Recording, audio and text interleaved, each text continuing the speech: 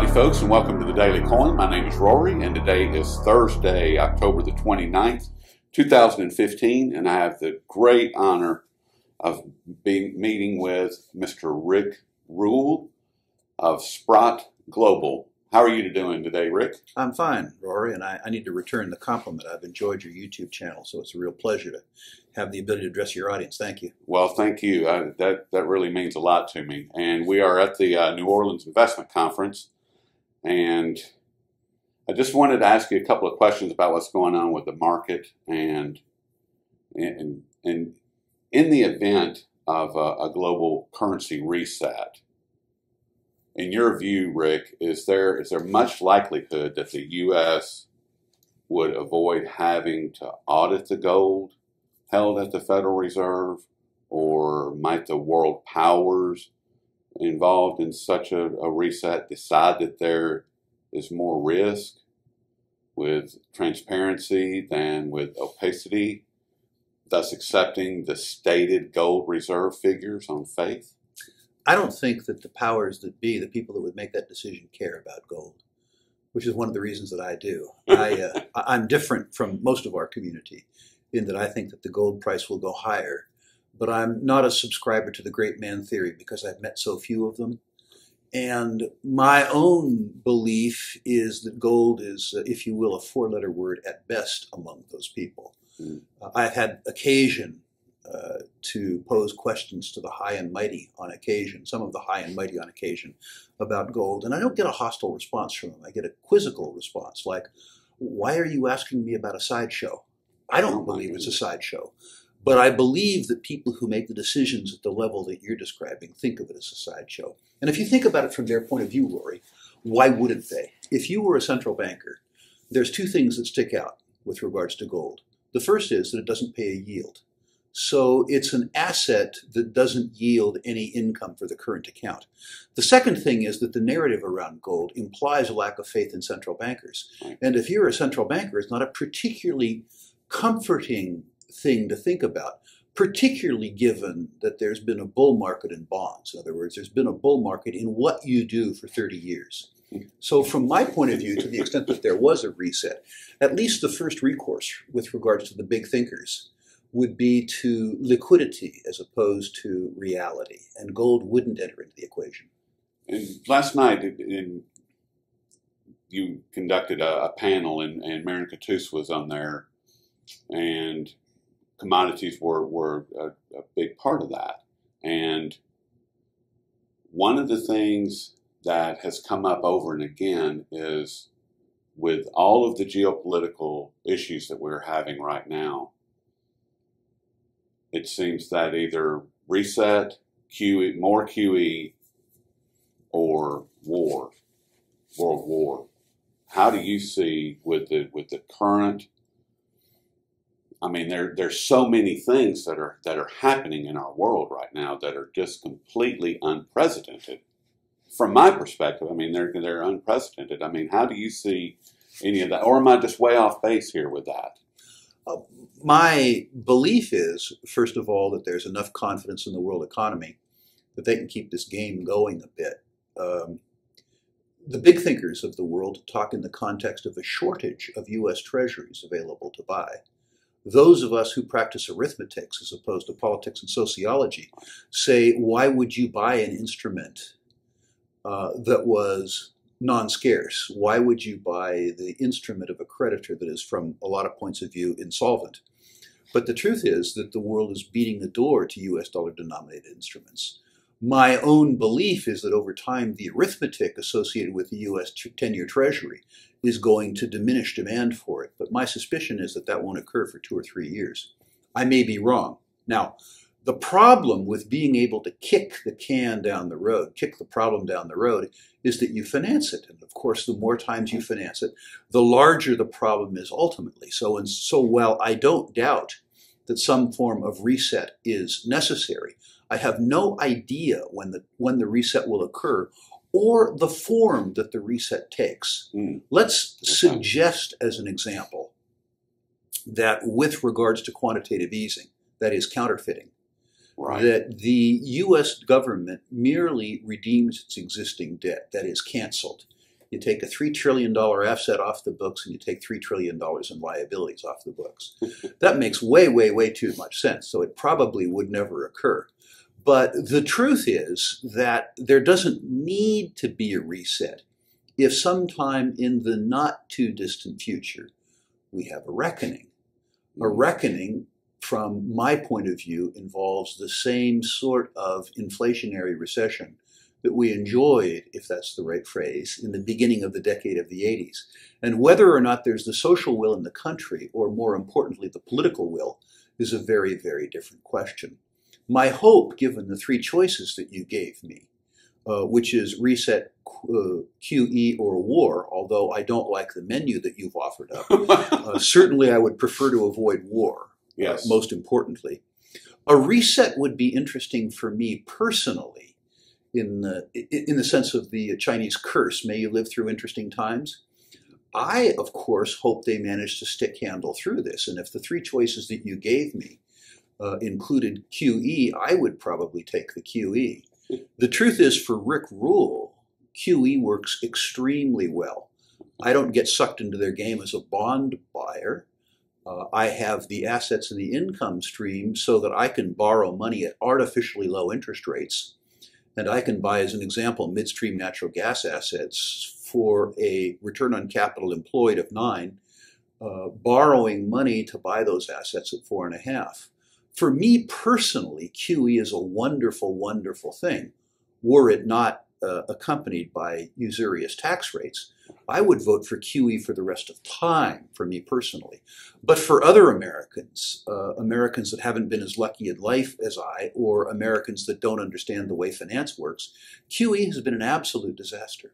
Well, and with that, what is your biggest concern right now? What is the question that you ask that keeps you awake at night? What is that thing that gnaws at you that says, wow, I really need to... Rory, is non-financial.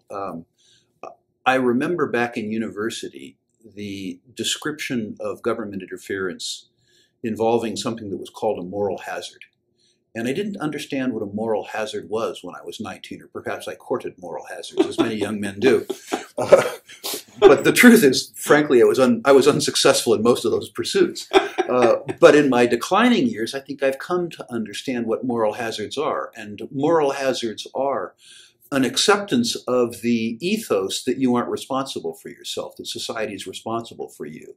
A moral hazard involves the sense that counterfeiting is okay because liquidity is a substitute for solvency. Right. A moral hazard is the sense that society has that people who aren't equipped to deal with all of life's emergencies are better off disempowering themselves and assigning responsibility for their future to the state rather than to themselves. Moral hazard involves an artificially low interest rate which punishes savers and subsidizes spenders. And if I had to see something that keeps me awake at night, it's the thought of an increasingly envious society that has learned that it is blessed to consume rather than blessed to produce. I don't know how that ends because I'm not a sociologist, I'm a credit analyst. But for most of my supposing, it doesn't end well.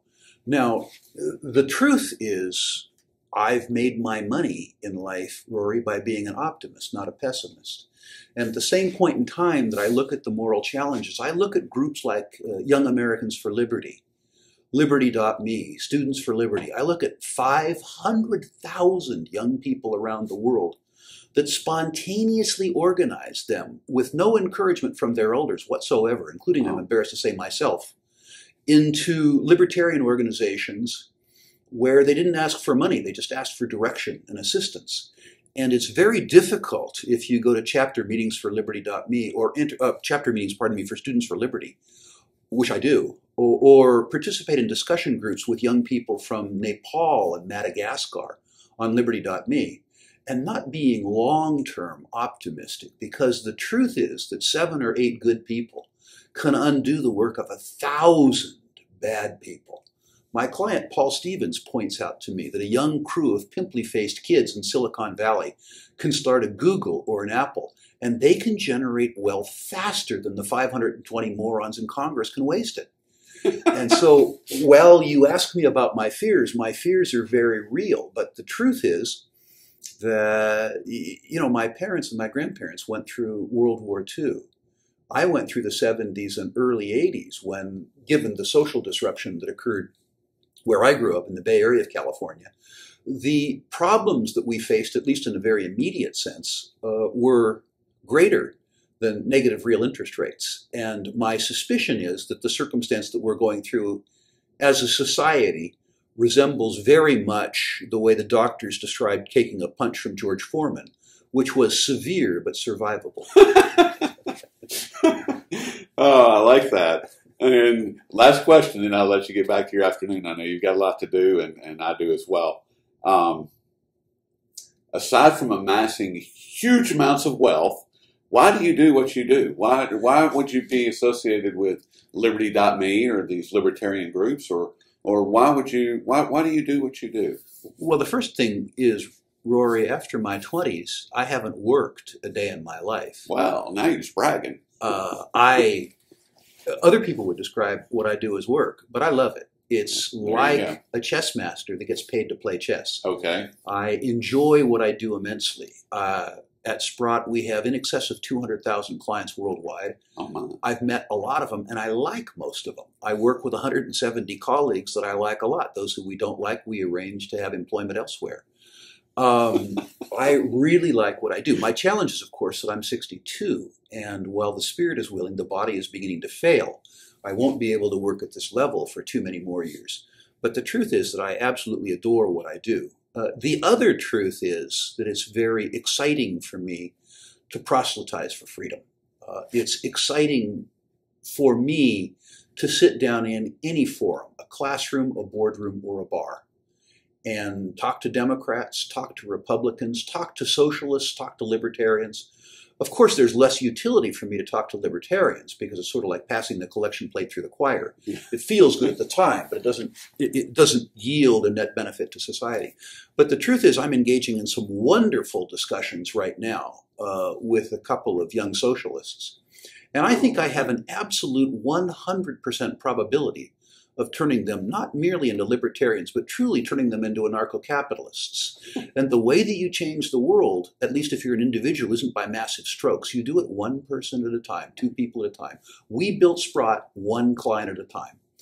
And freedom-minded people, irrespective of whether they describe themselves as libertarians or anarcho-capitalists or simply iconoclasts, can impact the world in the same fashion, liberating themselves before they liberate the world, and then liberating their peers one at a time. And I love that process. Sounds like you're a student of Samuel Adams to me.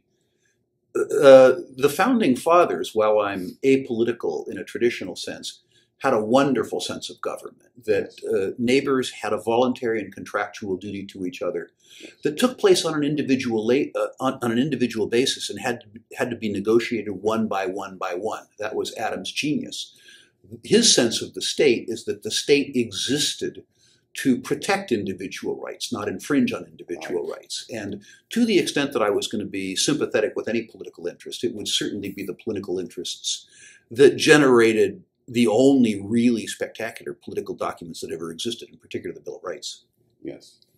Well, that's the reason that I have the tagline that I do for my website, which is setting brush fires of freedom in the minds of men, from Samuel Adams. I mean, and what you just described is exactly the quote that I've carried with me for close to, I guess, 10 years, 15 years now, at least. And that, that it doesn't take a majority, but a minority of irate, keen to set brush fires of freedom in the minds of men. And that's exactly what it sounds like you're interested in as well. I mean, and I love that. Another wonderful quote, tagline or quote that I think you'll enjoy was the old hippie Stuart Brand from the Whole Earth Catalog. Okay. His subhead was "Workers of the World Disperse," which I loved. Workers of the world disperse. A play on the old Marx thing. Yes. I loved it. Oh, is there anything that you would like to leave the audience with, or is there? I've I almost feel like I need to ask you one more question about platinum and palladium, because I know that those are your babies. And Well, in terms of platinum and palladium, I have another quote. This one from Patsy Cline. I was so wrong.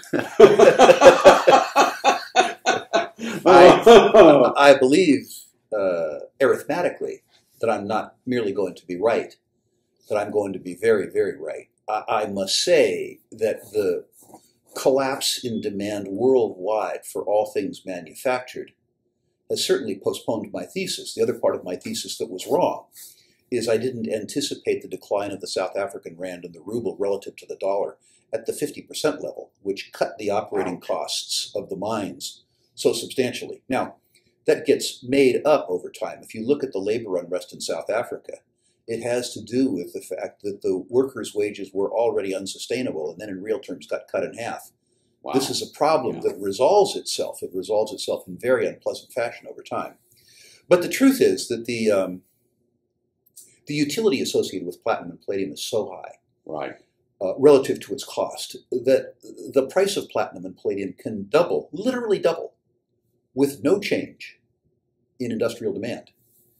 And the industry is producing platinum, not palladium. The industry is producing platinum at about a 40% premium to what they sell it for.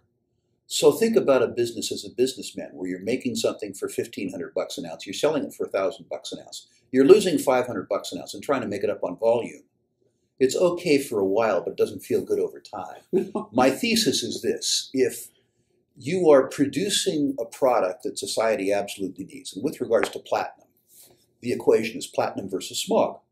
Right. That's the equation.